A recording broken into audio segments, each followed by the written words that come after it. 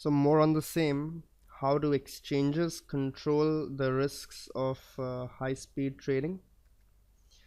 As we studied, there can be pre-trade risk controls. These are formulated to protect the market against out-of-control algorithms that may go berserk due to human error in punching numbers, corrupt data, programming errors, hardware failures, etc. So we have pre-trade risk controls in place.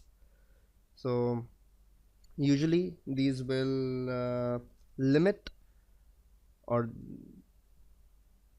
the usually applied controls are ones that will limit or restrict the number of messages that can be sent to an exchange over a period of time. So firms can buy additional message capacity, but the number of orders, cancellations, etc., total number of messages are limited. Limits on the maximum order size, a stop logic functionality that we discussed. So analyzes the order book of the exchange and the subsequent impact if all the orders get executed. An exchange will halt trading if there is a suspicion of a domino effect or a market crash. Price banding mechanism, so orders are expected only in a specific range. Intraday position limits, that is the maximum position a firm can take at a day at any point in time, are all pre-trade risk controls. And of course we can have credit limits, that is restrict the dollar value of the firm, the total amount that a firm can trade. So and these are some pre-trade controls that can be put in place. One of the most effective risk management tools that exchanges can offer the customers or the clearinghouse members is the ability to cancel a large number of orders at one time. So clearing members can call the exchange to cancel the orders which the exchange can execute manually. So the exchange can provide a kill button to the members to cancel all the orders and prevent new orders from being placed, especially if the clearing member detects that some of the client or some institution has placed a rogue order or an incorrect order. Then the exchange can give the ability of the clearing house, or to the clearing members rather, a kill button or some ability to cancel the orders. So a lot of times trading firms lose the connection between their servers and the exchange's server. For this, exchanges can offer a cancel on disconnect functionality that allows the firm to cancel all orders if there is a loss of connection. So the way the service is offered can vary.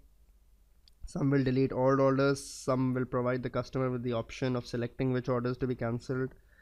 Two exchanges now allow firms whether to cancel the orders or leave them working when cancel or disconnect is initiated. One exchange provides this functionality to market makers only. So market makers are essentially the clearinghouse members, or the clearing members rather, of the exchange. On abnormal trading and market manipulation and these predatory algorithms that we talked about, pack hunters or quote stuffers that we talked in the first presentation. Abnormal trading normally results from out of control algorithms, which is generally extremely rare. Other instances arise from placement of unusual orders. A detection depends on impact on market, the pattern of the error, and how long it takes a human to recognize something is wrong. So examples of behavior that would trigger concern at the exchanges: if a firm accumulates a very large position or a very large volume as compared to its history, unusual trading patterns from deviating from the regular history in the case of a firm again is some indication. So in case an exchange detects some unusual behavior or positions that are alarmingly large, it can bust the trade by breaking one side of the firm's hedged position, adjust the trade instead of busting, that is, they adjust the price or the volume of the order, or they may have to just honor the trade because that is what the agreement is, despite its unusual nature. So risk mitigation in such cases can take any of the form, that is audit of the clearing members' risk controls. So exchanges audit the clearing members, that is how well are they controlling the risks from their clients and the non-clearing members and the other market participants. So clearing members are responsible for the risks of their customers, so an exchange will audit them and their risk controls.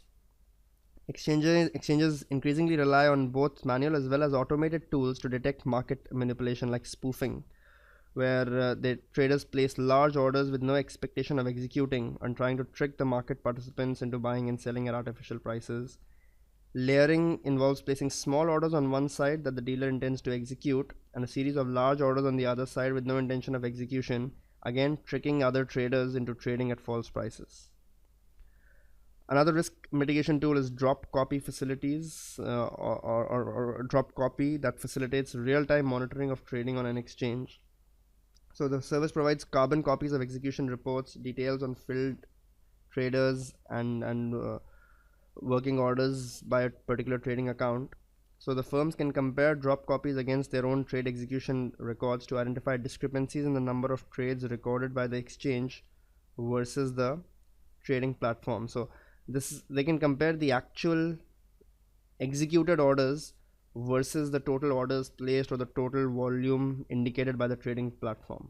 So if there is a big discrepancy, then again the firm can audit that particular trader or that particular company. So again, some more measures of managing the risk against high frequency trading and high frequency algorithms, and just to ensure that no systemic risk event takes place or no market manipulation takes place.